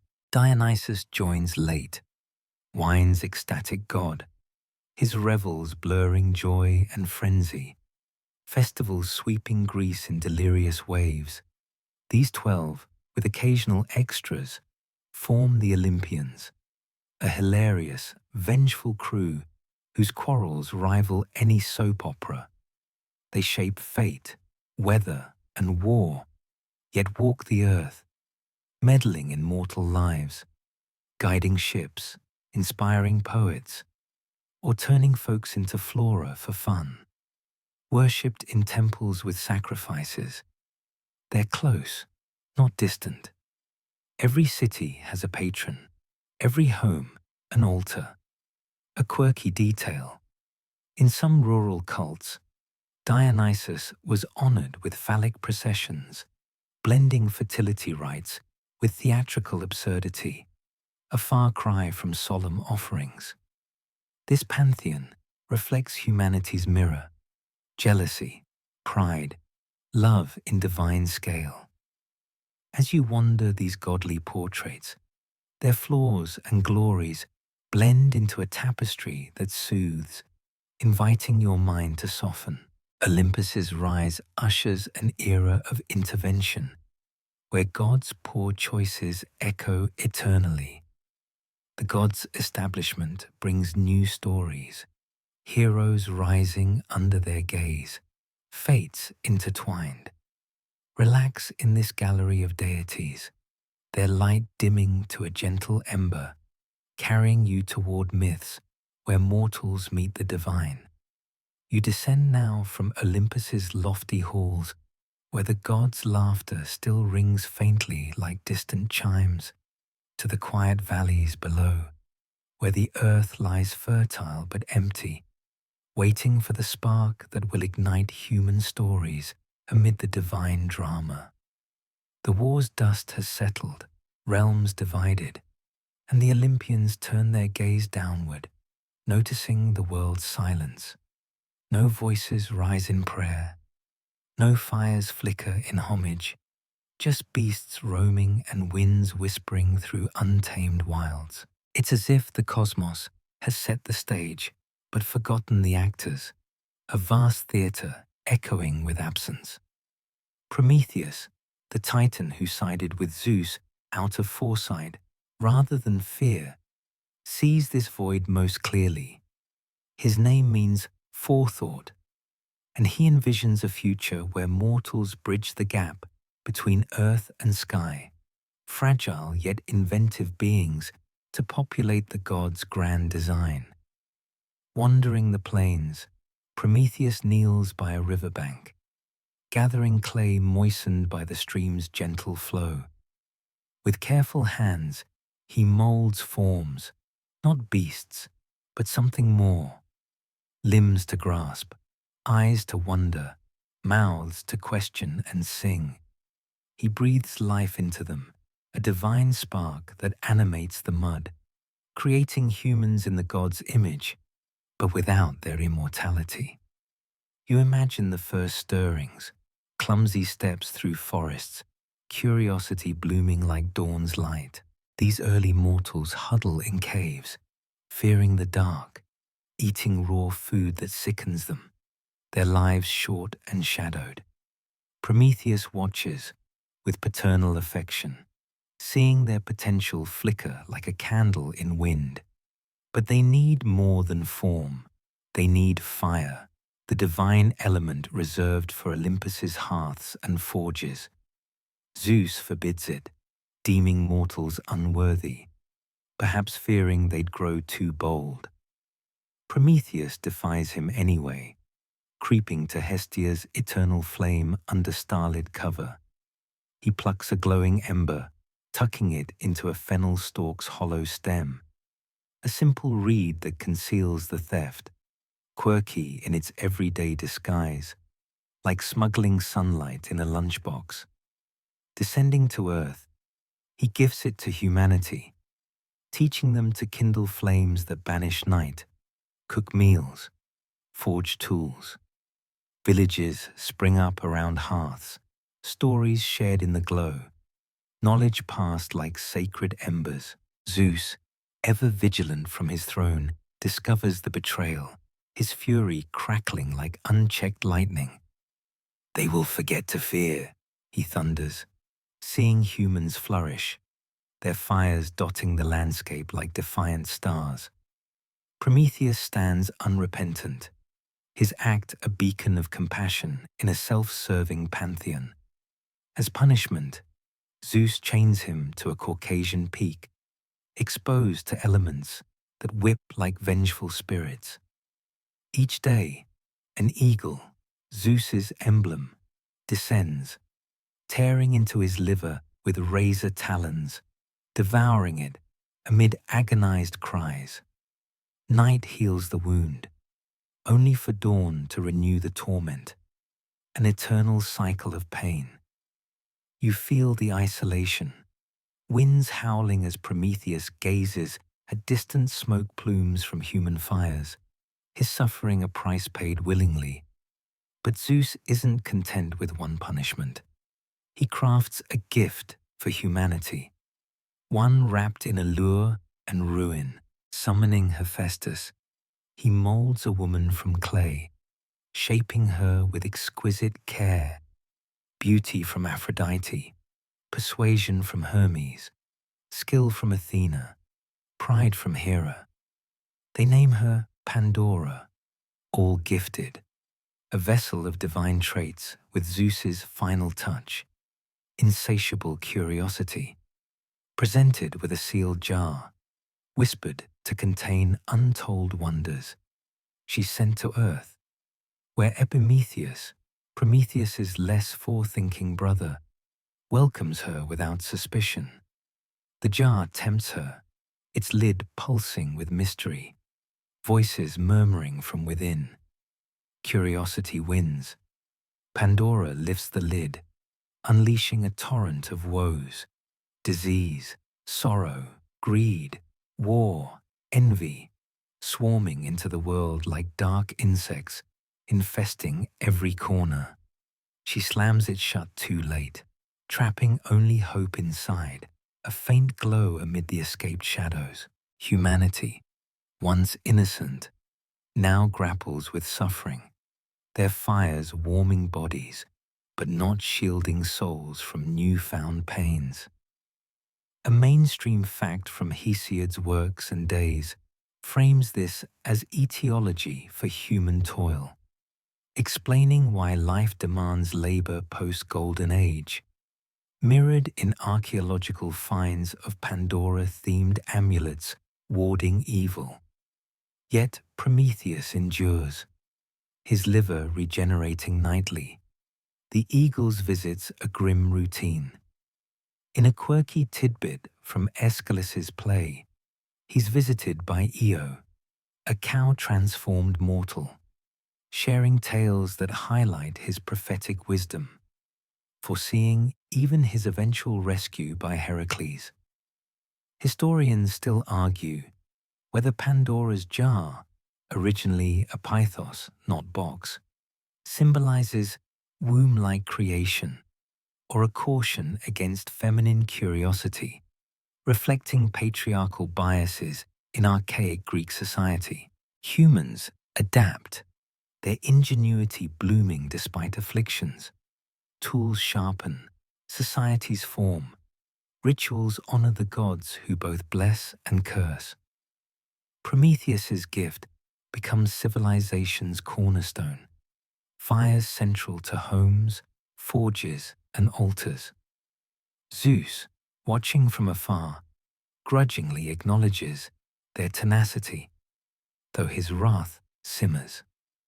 Pandora, not villain, but victim of divine machinations, weeps for the unleashed evils but clings to hope's whisper, a light in her jar that mortals draw upon in despair.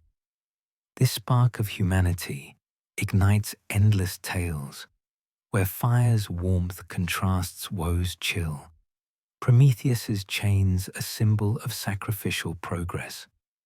As you ponder this genesis, the myth's glow softens, inviting your eyelids to droop. The theft and jar's opening weave suffering into existence, yet hope persists like a stubborn ember. Prometheus's gaze, from his peak spots, human villages, thriving, their smoke prayers of gratitude. Relax in this origin of mankind, where clay breathes and curiosity curses, carrying you toward dreams of flickering hearths and whispered hopes. You wander now through the gilded halls of Olympus, where ambrosia's sweet tang lingers in the air, and the god's laughter carries a sharp edge, like a lyre strung too tight. The new order is set, thrones gleaming under eternal sunsets, but peace is a fragile guest among immortals. Zeus, king of sky and storm, rules with a thunderbolt's authority, his decisions rippling through mortal lives below like pebbles tossed in a pond. Yet his wandering eye, drawn to nymphs, goddesses, and the occasional mortal maiden, sparks chaos that no bolt can contain. Hera, his queen, sits beside him, her peacock gaze icy with suspicion, her role as marriage's guardian tinged with irony as she sharpens her wrath not on her husband, but on his paramours. Their union is less a love story and more a divine diplomatic standoff, a celestial soap opera that keeps Olympus buzzing and mortals dodging fallout. Zeus's indiscretions are legendary, his methods as creative as they are questionable. Think golden rain, swans, or clouds that suspiciously resemble pickup lines. Take Io, a priestess devoted to Hera, caught in Zeus's whispers of sweet nothings. When Hera's shadow looms, he panics, turning Io into a cow, a move that's less romantic getaway and more awkward cover-up.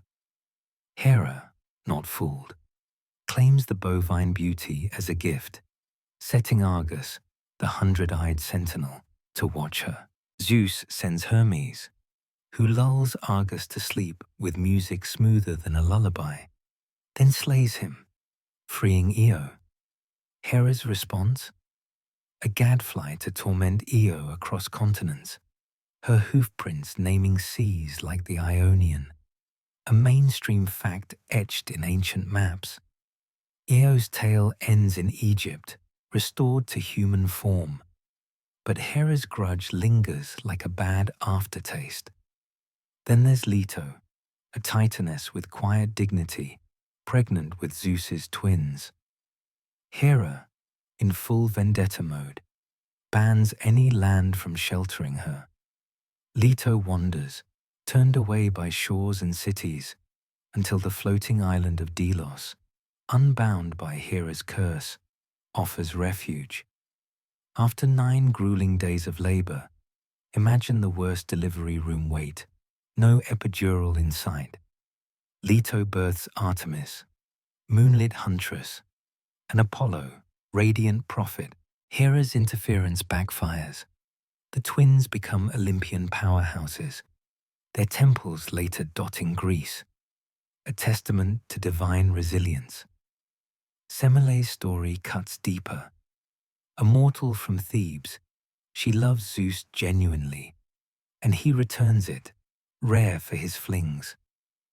Hera, disguised as a cunning nurse, sows doubt. If he's truly Zeus, why not show his divine form?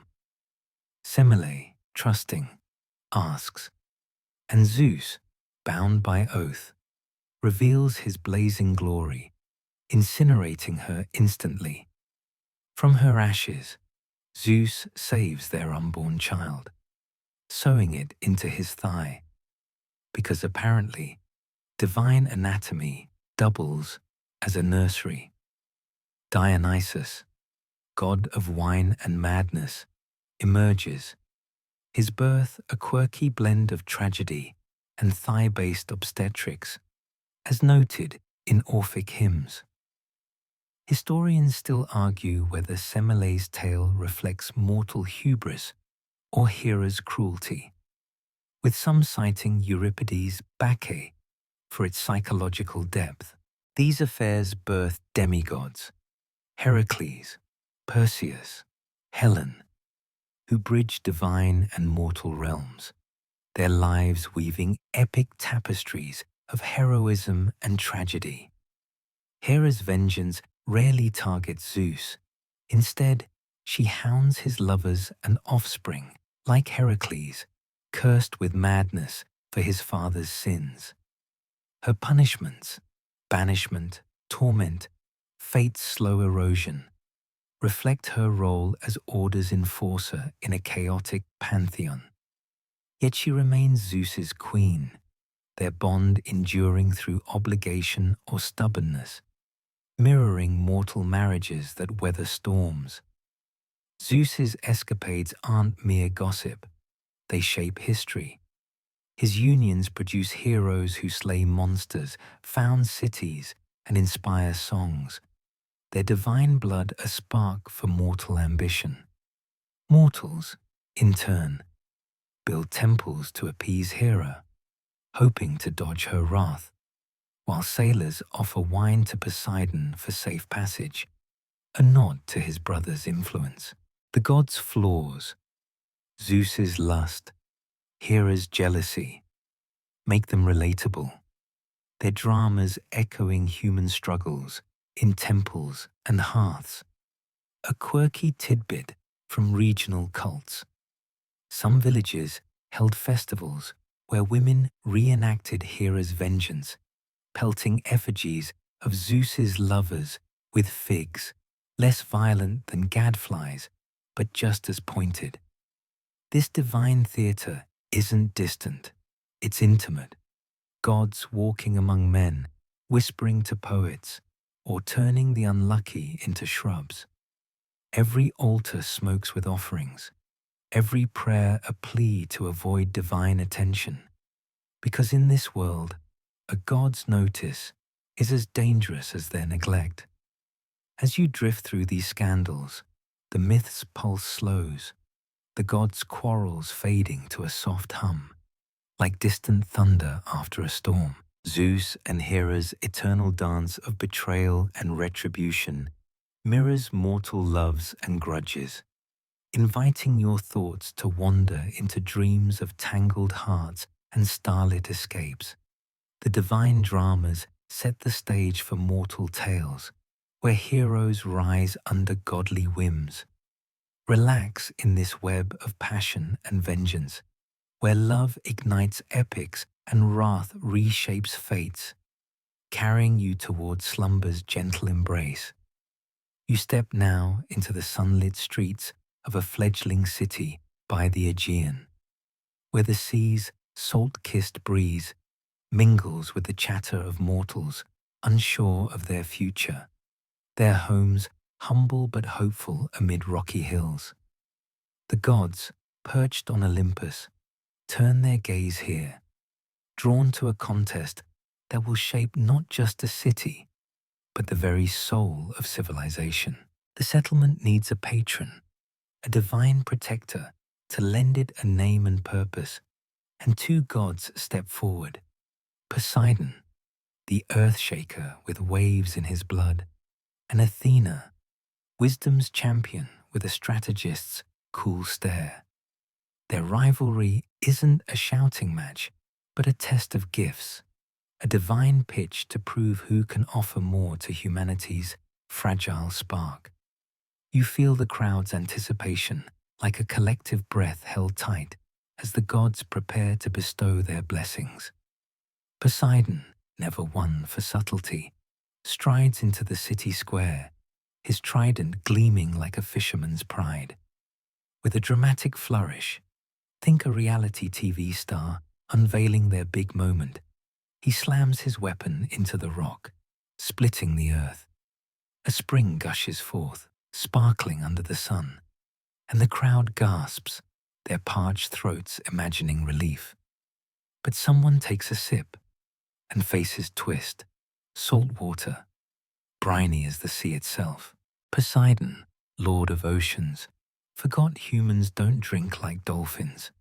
It's a glorious flop, like gifting a desert tribe a surfboard. The water's useless for drinking, though a quirky coastal myth claims it was perfect for curing fish, giving rise to a local salting ritual that puzzled inlanders. Athena, unruffled, steps forward with the grace of someone who's already won, but enjoys the show. Kneeling, she touches the earth, and a small shoot rises, growing into an olive tree, its silver-green leaves catching the breeze. The crowd gathers, tasting its fruit, pressing oil for lamps, healing, cooking. Its wood builds, its shade soothes, a gift of endurance, not flash. The gods declare Athena victor, and the city takes her name. Athens, a beacon of intellect over impulse. This contest, a mainstream fact from Athenian foundation myths, underscores the city's identity as a hub of reason, its olive wreaths crowning victors in festivals like the Panathenaea. But Athena's wisdom isn't without edge. Enter Arachne, a weaver from a dusty village, her loom crafting tapestries so vivid they seem to breathe. Forests, gods, lovers woven with unearthly skill. Crowds marvel, but Arachne boasts she surpasses Athena herself, a claim as bold as challenging a chef to a cook-off with their own recipe. Athena, disguised as an old woman, because gods love a good costume change, warns her to temper pride. Arachne scoffs, challenging the goddess outright. The loom-off begins, Athena weaving a tapestry of divine glory, every thread a hymn to Olympian might. Arachne counters with a brutal truth, a tapestry exposing the gods' flaws, Zeus's disguises, Hera's cruelties, Apollo's tantrums, flawless in craft, stinging in honesty. Athena inspects the work, finding no fault but plenty of nerve. Her anger isn't jealousy, but disappointment. Talent without reverence is a spark without a hearth. With a touch, she transforms Arachne into a spider, doomed to weave silent webs forever. It's a quirky punishment. Her 8 legs a nod to the loom's precision, as seen in Ovid's Metamorphoses, where the tale reflects Roman fascination with transformation myths. Historians still argue whether this story critiques hubris or reinforces divine authority, with feminist readings suggesting Arachne's punishment mirrors societal curbs on outspoken women. Athens flourishes under Athena's watch, her olive tree a quiet monument on the Acropolis, symbolizing peace through preparation. She's no mere thinker. Her wisdom builds chariots, ships, strategies that win wars without bloodshed. Her temples hum with debates. Her statues hold scrolls alongside shields, embodying reason's edge. Unlike Ares's chaotic battle lust, Athena plans, ensuring victory through clarity, as seen in her aid to heroes like Odysseus. Her influence shifts divinity itself, prioritizing intellect over raw power, a mainstream shift reflected in philosophical schools like Plato's Academy, rooted in Athenian ideals. Yet pride lingers, even in Athena. Her clash with Arachne reveals a goddess who demands respect as much as she inspires, her favor reserved for the disciplined, the clever. Mortals honor her with festivals, weaving contests echoing her triumph, their looms humming like distant lullabies. The olive's shade cools thinkers. Its oil lights lamps where poets whisper her name, fearing her clarity as much as they seek it. As you linger in Athens's glow, the myth's rhythm softens, the contest stakes fading to a gentle hum, like leaves rustling in a night breeze. Athena's victory plants seeds of reason, but her clash with Arachne warns of pride's delicate balance, inviting your thoughts to drift toward dreams of wisdom's quiet strength. Athens rises as a cradle of thought, its streets alive with ideas under Athena's gaze. Relax in this tale of gifts and lessons, where olives outshine oceans and webs whisper caution, carrying you towards slumber's embrace. You drift now through the misty veil of a forbidden island, where the air hums with the salt tang of waves crashing against jagged rocks, and the cries of a laboring mother echo like a haunting melody, pulling you deeper into the mythic weave of gods and their relentless dramas. Leto, the gentle Titaness, wanders in exile, her swollen belly a testament to Zeus's fleeting affection, her steps heavy with the weight of Hera's wrath. The queen of the gods, ever vigilant, has decreed no land under the sun may shelter Leto. Her jealousy a storm that drives cities to bar their gates and shores to recoil in fear. The earth itself seems to shudder, as if Gaia herself bows to Hera's command, leaving Leto to roam, a solitary figure against a backdrop of endless sea and sky, her breath ragged, her hope fraying like a worn thread. You feel the ache in her limbs, the desperation in her heart, as she searches for refuge, each rejection a needle in her resolve. Finally, Delos, a floating isle adrift in the Aegean, defies Hera's curse, its rocky expanse unbound by solid earth, a loophole in divine law. The waves lap gently, as if whispering welcome, and Leto collapses on its shore, her labor stretching 9 agonizing days. Imagine the longest, most grueling wait. No midwives, no respite, just the raw pulse of pain under a merciless sun. The island trembles with her cries, the wind carrying them skyward, a plea to gods who remain silent. At last, Artemis emerges, calm and composed, her presence a cooling balm, her eyes already sharp with the instinct of the huntress. Moments later, Apollo follows, radiant as dawn breaking over calm seas, his golden locks catching light like fire, his gaze alight with prophecy's spark. Their birth is a celestial event, shaking Olympus's halls, where Hera's scowl darkens and Zeus, perhaps, smiles in secret triumph. The twins' childhood is brief. Gods don't linger in diapers.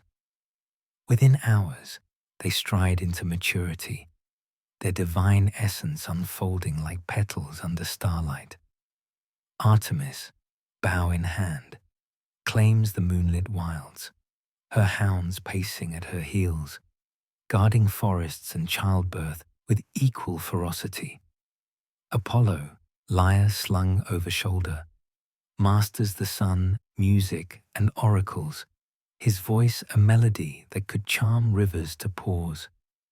Their duality, light and shadow, song and silence, weaves a balance that soothes your drifting mind, like a lullaby sung in 2 keys.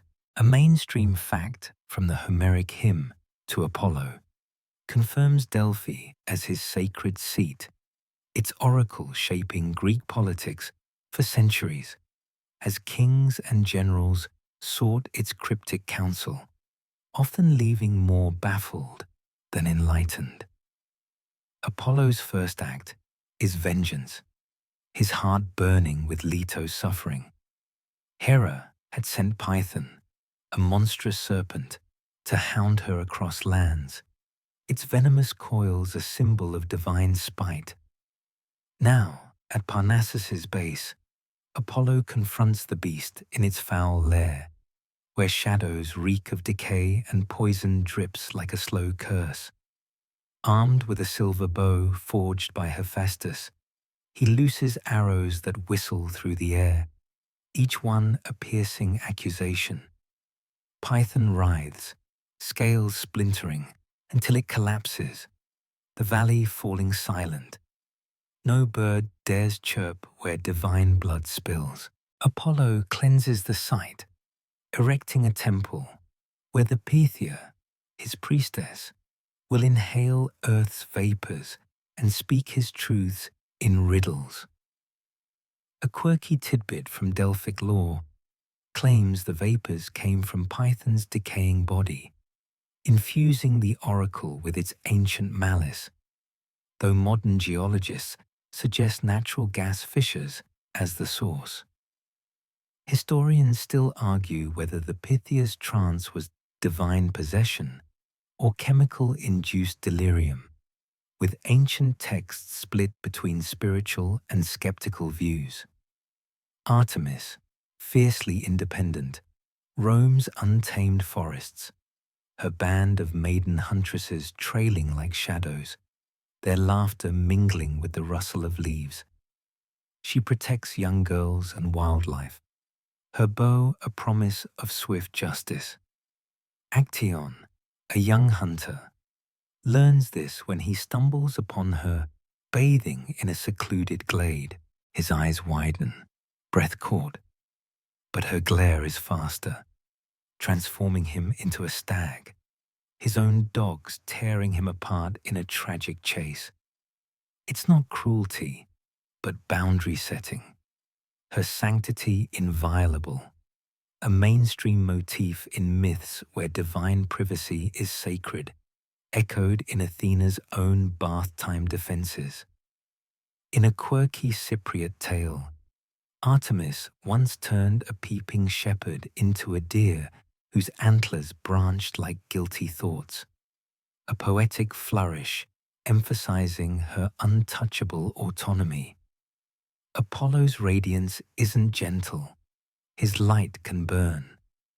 When Eros, slighted by Apollo's mockery of his toy bow, strikes him with a golden arrow of love, and Daphne, a nymph, with leaden indifference, a desperate chase ensues. Apollo pursues through meadows, reciting sonnets mid-sprint, while Daphne flees, her heart cold to his passion. Pleading to her river godfather, she transforms into a laurel tree as Apollo's fingers graze her. Heartbroken, he declares the laurel sacred, its leaves crowning victors in poetry and games, a bittersweet honor as Pindar's odes attest, linking laurel wreaths to Olympic triumphs. This tale of unrequited love mirrors human longing, its ache a soft weight as you drift towards sleep. Apollo's complexity deepens. He heals with one hand, curses with another. Challenging Marsyas, a satyr, to a music contest, he flays him alive for daring to rival his lyre, a grim lesson in divine ego. Niobe, boasting of her 12 or 14 children over Leto's 2, provokes the twins' wrath. Apollo slays her sons, Artemis her daughters, leaving Niobe petrified on Mount Sipylus. Its rains her eternal tears. Yet Apollo's mercy shines too. He heals, inspires musicians, whispers to prophets, his lovers, mortal and divine, birth legends. Though their ends are rarely happy, their stories carved in statues and songs. Artemis bears contradictions, aiding childbirth, yet rejecting suitors, blessing hunts while shielding animals. Her bond with Orion, a giant hunter, ends in tragedy when Apollo, jealous or protective, tricks her into shooting him across the sea.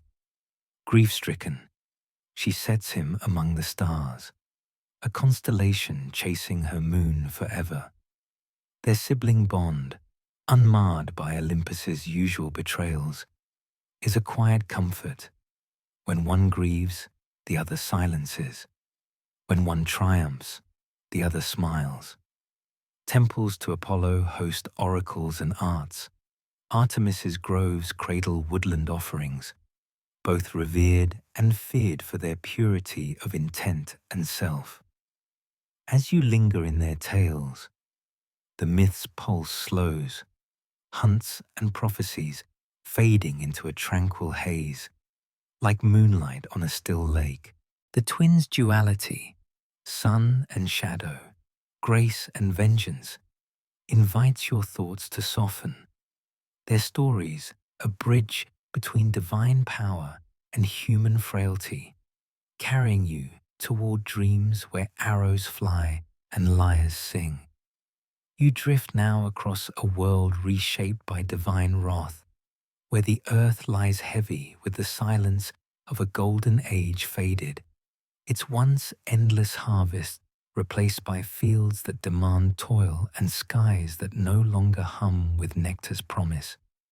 Mortals, born from Prometheus's clay and warmed by his stolen fire, have grown bold, their voices rising not in prayer, but in quarrels over land and pride.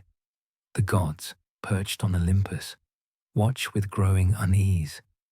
Zeus most of all, his stormy brow furrowed as he sees altars neglected, offerings sparse, and humans drunk on their own ingenuity, wielding bronze blades instead of songs. The air feels charged, not with thunder, but with inevitability, as if the cosmos itself senses a reckoning brewing, a deluge to wash away the rot of hubris.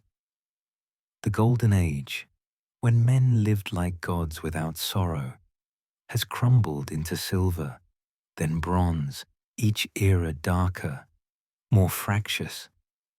Mortals build walls, forge weapons, ignore the heavens, forgetting who gave them breath.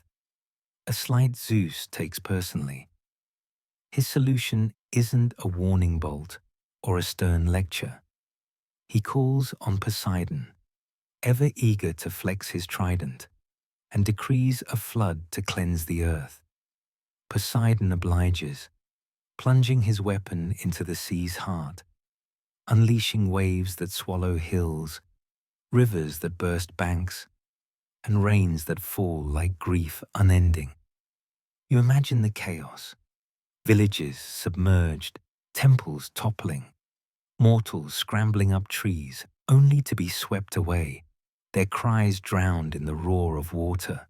Yet two survive: Deucalion, Prometheus's son, and Pyrrha, daughter of Epimetheus and Pandora. Warned by his father's foresight, Deucalion builds a wooden chest, sturdy but unadorned, a floating refuge amid the deluge. You picture them clinging inside, the world a grey expanse of churning waves, time blurring as days bleed into weeks. The flood scale is epic.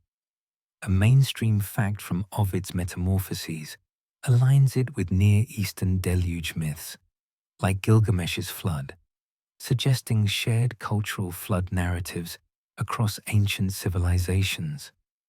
The waters rise relentlessly, erasing cities, silencing songs, leaving only the chest bobbing like a cork on fate's tide.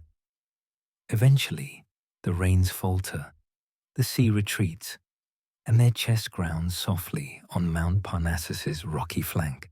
Stepping out, Deucalion and Pyrrha find a world reborn in silence, its surface slick with silt and scattered with relics, broken pots, waterlogged sandals, a child's doll caught in a crevice. The emptiness presses heavy, like waking in a house where everyone's gone, and you feel their solitude, their footsteps echoing on damp stone. They build a fire, its smoke curling upward like a question to the heavens, and pray not to Zeus, who unleashed this ruin, but to Themis, goddess of divine law, older than Olympus, her wisdom a steady thread through chaos. Themis answers cryptically, as oracles do. Veil your heads, cast your mother's bones behind you. Deucalion puzzles, then realizes Gaia, the earth, is their mother. Her bones the stones strewn across the slopes. With cloaks draped over faces, they gather rocks, tossing them over shoulders as they descend. Each stone softens, morphs. Those from Deucalion shape into men, broad and sun-darkened. Pyrrhas become women, strong-eyed and resolute. A quirky tidbit from regional folklore claims these new humans retained a stony resilience, reflected in early Greek statues' rigid forms, as if sculpted from their origin. Historians still argue whether this repopulation symbolizes rebirth or a caution against divine overreach, with parallels in biblical flood tales. This new race isn't golden. They're durable, etched with flood's memory, their stories beginning with water's weight. They build cautiously, love fiercely, their fires burning brighter for the loss they've witnessed. Altars rise far from homes, prayers whispered with reverence, not blind trust. The gods watch. Zeus satisfied that humanity's pride is humbled, Poseidon letting seas calm, Themis perhaps smiling faintly at the balance restored. The world creeps back to life, a blade of grass, a bird's call, a flower pushing through silt. Deucalion and Pyrrha, the last and first, hold each other by their fire, not rebuilding a kingdom, but restarting a heartbeat. Their survival isn't triumph, but a quiet persistence, a refusal to fade. You sense the earth breathing again, its pulse steadying under mortal hands, less divine whim guiding its path now. This deluge reshapes not just land, but legacy, humanity learning to honor gods without forgetting their own strength. As you linger in this reborn quiet, the myth's rhythm slows, water's roar fading to a gentle lap, like waves against a dream's shore. The flood's lesson, humility through ruin, invites your thoughts to soften, drifting toward slumber, where new beginnings bloom from washed-away pasts. The earth stirs with mortal steps, heroes waiting to rise under godly eyes. Relax in this tale of survival, where stones birth hope and floods forge resilience, carrying you toward dreams of quiet fires and whispered beginnings. You stand now on the edge of a world reborn, the air heavy with the damp memory of floodwaters, where Deucalion and Pyrrha's stone-born descendants tread cautiously, their footsteps stirring silt and echoes of a lost age. The gods, lounging in Olympus's marble halls, shift their gaze from cosmic squabbles to these mortals, whose resilience kindles tales of heroism that flicker like firelight against the dark. These aren't stories of flawless champions clad in divine armor. They're about men with fragile bones and trembling hearts, thrust into quests by gods who treat the world like a chessboard and mortals as pawns. You feel the weight of their trials, each step a defiance of the fate's unyielding threads, as the myths weave the exploits of Perseus, Heracles, and Theseus, heroes who face monsters not for glory's shine, but because the gods left them no choice. Their lives a tapestry of courage, loss, and stubborn persistence. Perseus's tale begins under a prophecy's shadow.